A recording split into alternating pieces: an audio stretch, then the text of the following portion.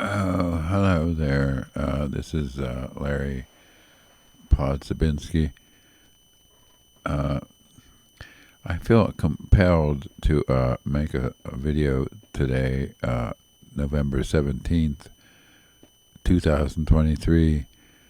Uh, it's 8:50 p.m., and by this time, that date in 1994, it's the anniversary, 29 years ago, since the medication took hold from 48 hours earlier when I was given it after I defeated them in court not to give me the medication because it cost too much. Well, nothing else worked. The previous generation of medication was involved, technical medical stuff. So anyway, it took hold 24 hours later, which technically was the Thursday before Thanksgiving that week in the United States, November. But actually, that year was the 17th of November, which is today. So, and I remember, like I saw it elsewhere, that what happened at the time was after. Well, you have to understand how psychotic I was to begin with in the first place, and the only way to do that at this point, if you don't talk to somebody I know who knew me at the time, are getting fewer to find, but they'll tell you how crazy I was. And my book will too. People have learned from there, and like my new psych practitioner, after 20 years, was faced with finding a new practitioner, and not and conflicting, and so we get the psych nurse that I'm happy with, and we're working together for my benefit. And this week we interacted and on telephone and emails, and so I've just been approved for the new jump in dosage from the 24 to the 36 titration or optimum dosage of the tardive dyskinesia treatment, if you were following those videos. But so that'll start next week after oral surgery Monday. Yummy, yummy. Yeah, let me see how I can eat after that, which is scary now. I mean, there's some choke factors involved, I mean, hazards or whatever, types of food. But anyway, I got. So who deserves to get older, man, and have these kind of problems? I mean, nobody deserves tragedy in their life. It's a tragedy to get old, and have your body fall apart. I mean, start to fall apart. My back condition, I'm still looking for help. I'm trying to negotiate a way to get walking back in, because I'm convinced that from past recently or therapy with that walking, that it in and of itself can strengthen my back muscles to not need a rollator, because it just. So, anyways, I'll still have to sit down somewhere, so I don't go anywhere. So that's just the way it is. But 29 years ago, I got well in the hospital. I looked over my shoulder at the patient's payphone room, my leather jacket on at the time, and I said, "I've been calling who this time? Besides the Secret Services involved, is the CIA Security Operations Center. Hi there. Glad to know you were there at the time and kind to me." Instead of could have been deranged. I was stopped twice at gunpoint in 1987 and 1994 by the local police department. That crossed my mind this year a lot.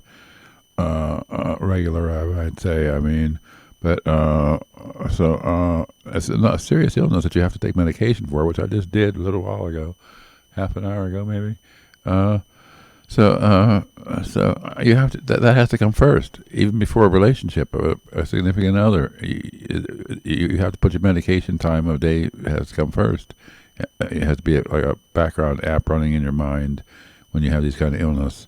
If you're going to survive well with them, which they tell me, enough professionals have told me, it's a very outstandingly amazing that I've seen 29 years without the need for relapse into a hospital with that kind of diagnosis of schizophrenia, which they diagnose differently now. And at the time, it was diagnosed paranoid type, the schizophrenia, but now they don't. They just diagnose schizophrenia, and it's manifested any time, and differently. It can change from paranoid type with the residual type, like mine did. Oh my! In 2007, the paperwork started saying that. So I wrote that book about then. About that year, I was finishing the book, and then it made the newspaper the next year. And I have those email that I can email those newspaper clippings or whatever they are, and well, I can post them. I don't know about that. I don't have a copyright on that. It's a newspaper article editor gave them to me, but I might use them though sometimes. But so the current practitioner, I started to say, finally, realizes, I mean, that from reading, she bought a copy of my book the last 2 visits ago, which was 8 months ago, and then the last visit we didn't get to talk much about it. So this week we did, and she said she hasn't finished it quite, but she's past the halfway point. So she sees the part I said where I was described the state of mind I was in for those 4 chapters of what goes on inside a psychotic mind, the way my life was from 1987, especially to 1994, when I was defeated in them in court and got the medication. I knew inherently somehow for 15 years approximately I was waiting for this second generation antipsychotic. It was my only hope to understand why I kept ending in those places and what was wrong with me. So I understood and learned my lesson well in this lifetime of what to do and how to behave and fly right. What the hell did my mother used to say? Fly right, straighten out and fly right, Larry. She's been going for so long. But people going, in the last year have been 2 in my support system, and 3 down to sickness, and moved away 4, and so my world's falling apart socially by the massive amounts that I can do nothing about to compensate for. So, but nevertheless, there are those who recognize that the 29th anniversary, well, next year will be a big one, I guess, 30, maybe somebody will do something with somebody, I don't know. It's hard to say. How can I celebrate with who remembers me from the time we're all older and fighting away and falling off?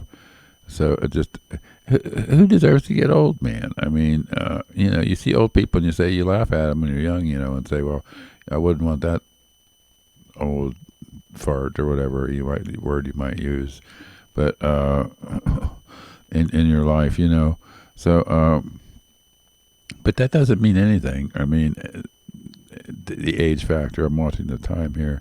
So, but look back at the decades that I've described in that book is the only way to know. So now that the psych practitioner saw that part, how sick I was, and she knows that the person she talks to is not anywhere near the way I was. That's the only accurate record of the way things were at the time in my history of my psychosis.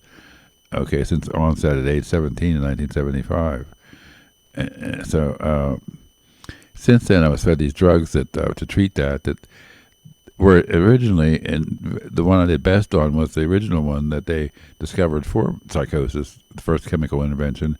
In 1950, it was invented as a stomach pill for nausea, vomiting, and motion sickness, I believe, and things like that. And then it was discovered in 1952, there where they discovered this in Paris, France. The pharmaceutical company discovered it.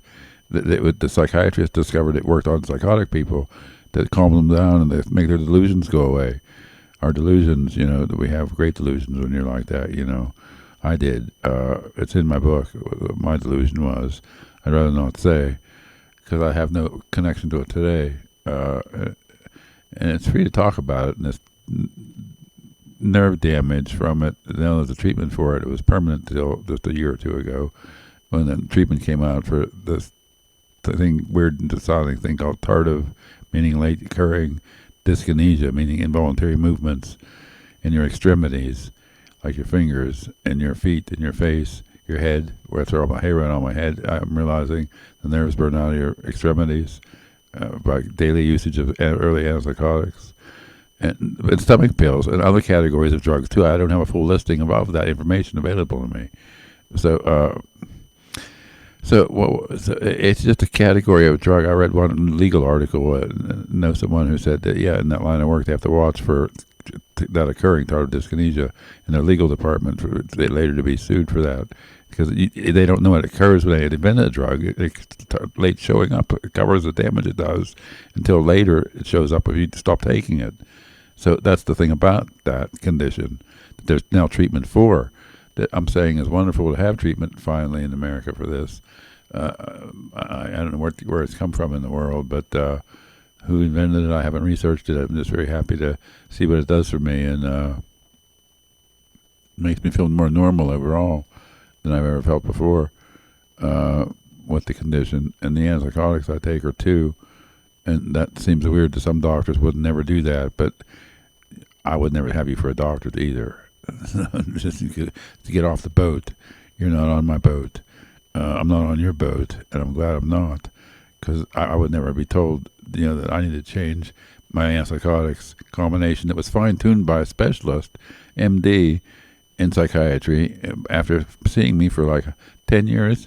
And I was on the drugs for 10 years, initial drug, and she saw me for like 5 or 6 years when she started fine-tuning things. And we, over a year or 2 period, and then we saw each other another 15 years, and we're fine with things, me being medicated how I was, until the side effects started coming back after she was gone, and I was reestablishing with other people, and it was hard to connect with.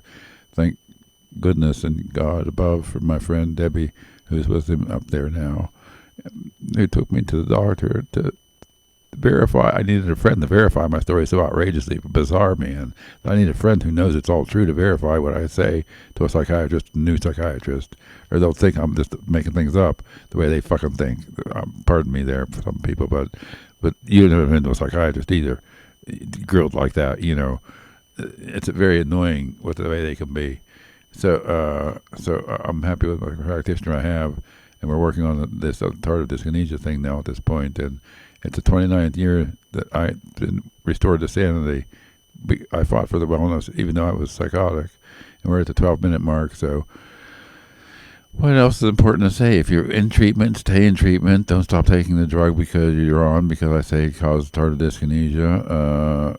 Just talk to your doctor about that.